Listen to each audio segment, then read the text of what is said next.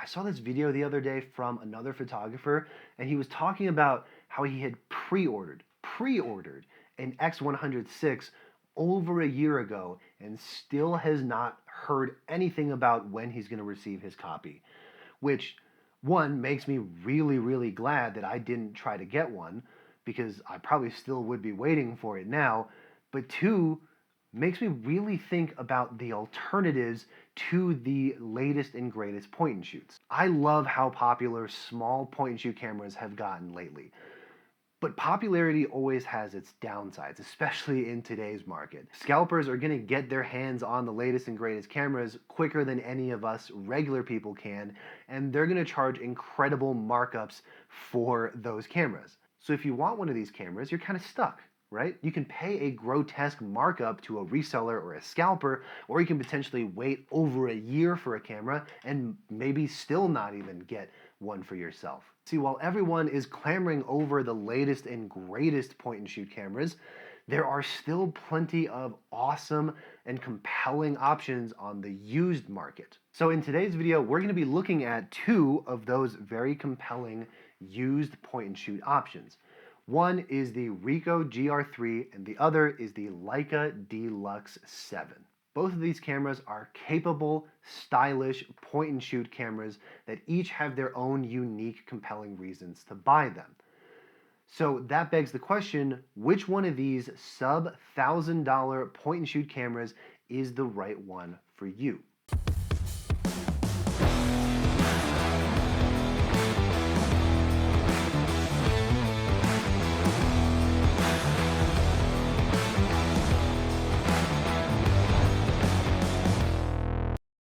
First, let's talk about the similarities between these two cameras.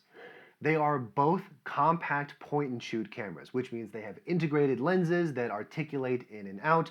They're pretty small in form factor and easy to carry around, and they're designed for some quick run and gun kind of shooting. They both feature sharp lenses with fast apertures and both lack any kind of built-in flash. They both feature relatively bright, non-articulating touchscreen LCDs, and most importantly, they can both be purchased on the used market for around $1,000 or less, depending on condition. However, that's pretty much where the similarities stop. So now, let's talk about the differences, and there are lots of them. The first difference between these cameras is going to be sensor size. The Ricoh GR III is a 24 megapixel APS-C sensor, while the Leica D-Lux 7 is a 22 megapixel micro four thirds sensor, but is only effective to 17 megapixels. We're going to talk a bit more about that in the image quality portion of this video. When it comes to lenses, the Ricoh GR III has a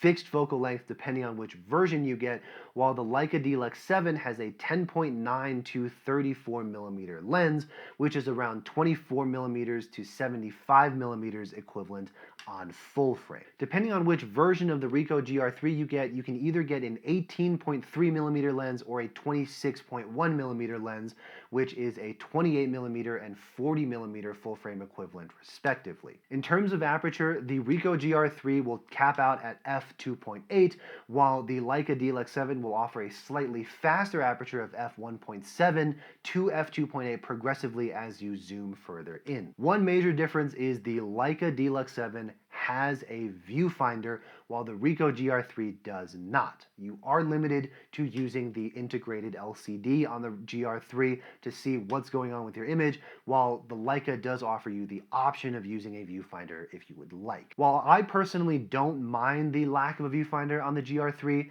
many people have noted the lack of a viewfinder as a complete deal breaker for them. And so if you are one of those people, the Leica D-Lux 7 is probably going to be the better camera for you. There are some pretty big differences when it comes to video as well. GR3 has some pretty notoriously bad video, capping out at 1080p 60, while the Leica D-Lux 7 allows you to shoot up to 4K 30 and 1080p 60 as well. So video shooters are going to find the Leica a bit better. But video isn't the primary reason for wanting either of these cameras anyway. It's more of a consolation prize on the Leica, in my opinion. In terms of stabilization, the GR III does have a 3-axis sensor shift stabilization that's good for about 4 stops of shake reduction, while the Leica D-Lux 7 uses optical stabilization and no sensor stabilization whatsoever. The stabilization on the Leica is a topic that's going to come up later, so stay tuned for that. And finally, let's talk about the physical differences. The Leica D-Lux 7 comes in at about twice the weight of the Ricoh GR III, coming in at 403 grams for the Leica to the Ricoh's 257 grams. While not a huge difference, the Ricoh GR III weighs about the same as a iPhone 13 Pro, while the Leica D-Lux 7 weighs about 1.5 or near as makes no difference 2 iPhone 13 Pros. So imagine the weight of carrying 2 iPhones in your pocket versus 1. The differences in form factor are pretty drastic as well. The Ricoh GR III is genuinely pocketable and fits comfortably in a jean pocket, while the Leica D-Lux 7 is not really pocketable. Unless you have a huge jacket pocket, you can't really stick this in a pocket anywhere, and you're probably going to wind up wearing this around your neck or on your shoulder more than anything, primarily due to the much larger lens element on the Leica. The Ricoh also is a much more digital feeling camera. The controls are very much a digital camera, while the Leica D-Lux 7 feels a lot more manual. The Leica has a physical aperture ring and a physical shutter speed dial, while the Ricoh relies on your scroll wheel and various menu buttons to make all of those adjustments. Now, let's talk about image quality real quick. If we're pixel peeping and zooming in to 300% on each of the sample images, the winner is obviously going to be the Ricoh. Quite frankly, because it has 7 million more pixels to work with than the Leica does. However, I personally prefer the Leica's images over the Ricoh's. The main reason is the images from the Leica had a very pleasing kind of softness to them. You are limited in how far you can kind of zoom in or fix your crop in post because of the lack of resolution on the Leica, but because of that, it renders very smooth, pleasing images with a very subtle softness, almost like if you're using a very subtle mist filter. While the images on the GR III were very tack sharp and very pleasing as well, I did prefer that subtle softness of the Leica over the GR III. However, if you are looking for softness, the GR III does have an HDF version, which comes with a built-in diffusion filter at around a 1/4 strength. When it comes to image quality though, I don't think you can go wrong with either of these cameras. If you're looking for a more modern look, the Ricoh is going to do that better because it's just more clear, it's more crisp, there's more clarity, and it's got more resolution to allow you to fix crops in post. The Leica, however, has that nice, pleasing softness because it is not as high of a resolution. It has a much more artistic feel, in my opinion. If you're looking for a point and shoot because you want to use film simulation recipes, the GR III is going to do that much better than the Leica. Quite frankly, it's a much more popular camera for that, and there are lots more readily available film simulation recipes on the internet. The Leica, however, there were barely any that I could find, and so I wound up having to do most of the tinkering myself. The Leica does have some kind of retro filters, but in my experience, those were almost too intense and kind of like comically strong Instagram filter from the early 2000s kind of a vibe. So not really usable in my opinion on the Leica, except for a few specific profiles. The Ricoh overall just does those kind of film simulation colors a lot better than the Leica. One shout out I do have to give though for the Leica is their black and white profiles, which absolutely blow the Ricoh's black and white profiles out of the water. I don't know what it is in the Leica color signs, but Leica just knows how to do black and white incredibly well. Both of these cameras do allow you to make some adjustments to the color profiles, and most importantly, they allow you to adjust the white balance shifts to help create that film simulation look. But if you are shooting on the Leica and you want to create an old filmic look, you're probably better off shooting in RAW and editing it in post. Next up, let's talk about what it's like to live with both of these cameras and what it's like to shoot on these cameras. They are both pretty easy to carry around all day, and they're both pretty fun to shoot on, each in their own kind of unique way. But there are a few key differences that I think you should consider when trying to decide which one is the right one for you. First of all, the Leica is a larger camera, but that means it can fit a larger battery. That means the Leica has better overall battery life than the Ricoh GR III. On the other hand, however, the Ricoh GR III is genuinely pocketable. You can fit it in your jeans pocket and walk around with it all day pretty comfortably. The Leica, you absolutely cannot, and so you're gonna have to carry that around somehow, and that may be a bit of a burden. One major pro for the Leica is simply its design.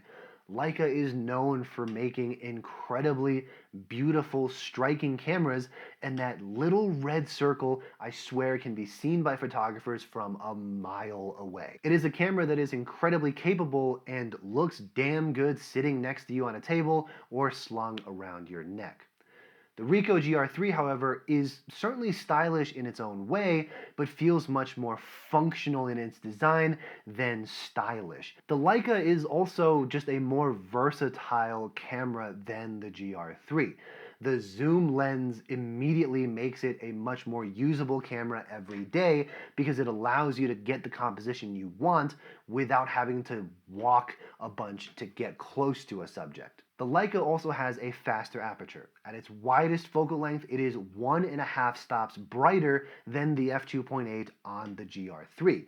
If you're planning on shooting in low light, that is going to be a big factor to consider. Both of these cameras do not excel in low light conditions, but the Leica is going to do low light a little bit better than the GR III. And finally, let's talk about autofocus, because that's a very important part of what it's like to live with each of these cameras every day. The Ricoh GR III had perfectly good autofocus performance. There were some subtle misses here and there, but it focused on what you wanted it to when you wanted it to. And there's a reason why I worded it in that very specific way, because the Leica, if left to its own devices, does not always focus on what you want it to when you want it to. In some busier scenes without a very obvious or clear subject, the Leica, I noticed, tend to just focus on the closest thing it could find. Take this photo, for example. There's a ton of branches around, so it makes it a pretty busy scene for things to focus on. But the real subject is not the branches. They're pretty small compared to the water and the people that are kind of walking around in it. But the Leica D-Lux 7 decided to focus on the branches instead because I think it was the closest, most obvious subject. Now, I've shot quite a bit with the GR3 and have shot quite a few busy scenes similar to this, and I found that the GR3 was able to figure out the big picture and focus on the bigger thing, not just the closest thing in that particular scene. In other scenes, the Leica just completely missed focus. Scenes where it should have at least been able to figure out something to focus on. Take this one, for example, under the bridge. I actually can't tell what it's focused on. I think it's focused on the water that's right in front of me, but it's a pretty wide scene. It's not extremely busy like the one with all of those branches. At the very least, it should have tried to focus on what's in the middle or found the more high contrast areas. The Leica D-Lux 7 does use contrast autofocus after all. In other scenes where it should have been pretty obvious where to focus on, the Leica straight up missed. And it was very subtle misses, but misses nonetheless. And in all of these missed focus photos, it told me that it was indeed focused. For the Leica, it's entirely possible that the missed focus is not due to the autofocus mechanism, but in fact due to the optical image stabilization instead. Now, this is something that I've seen a lot of other owners or longtime users of the Leica D-Lux 7 or D-Lux 8 even mention and attribute to their missed focus shots. I haven't had a chance to really test this out yet, but I am planning on testing this out, and I'll make a short of it if you want to come back and watch it later. But there were quite a few more missed shots on the Leica compared to the GR3. So finally, which one is better? Quite frankly, it is not an easy question to answer because these cameras are quite a bit different from each other, and they're designed and marketed for quite a bit of a different audience. The best way that I can describe what it's like using both of these cameras is with an analogy. The Ricoh GR III is like an Audi S4, a very capable daily driver that has plenty of power and oomph when you want to send it on some back roads, but a relatively assisted and tame driving experience. While the Leica D-Lux 7 is like the Porsche Cayman, a very manual driving experience car that makes you feel connected to the vehicle and the road and requires your individual input to get it to do what you want. The Porsche is going to be much more difficult to live with on a day-to-day, and an oil change is probably going to cost you an arm and a leg. But for an enthusiast, it is a much better experience because you have to drive it. It is a driver's car. It requires manual input. And that's the feeling I get with the Leica. It is a digital camera for someone that wants a manual experience. It's not easy to live with on a day-to-day, at least not as easy as the Ricoh GR3. You're gonna miss some shots because of the autofocus. The menu system is at times a little bit confusing and convoluted, and it's just not the easiest thing to use every day. But when you shoot on this camera, you feel connected with every single shot. You know it is you that is creating every single image, and you have ultimate control and input on what that image looks like. The Ricoh, however, is an immaculate daily driver. You can carry it around every day and forget that you even have it. It's incredibly usable, it's incredibly easy to use, but when you do want to create something a little bit more stylized and stylish, it's capable of doing that, but it feels a lot more muted.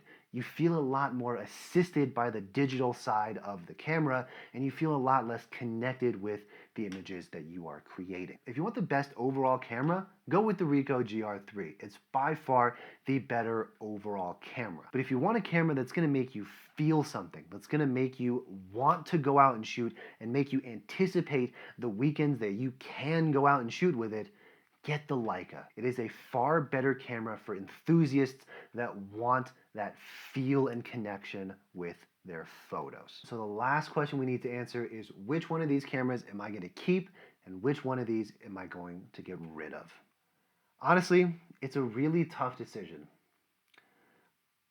but I think I've made up my mind.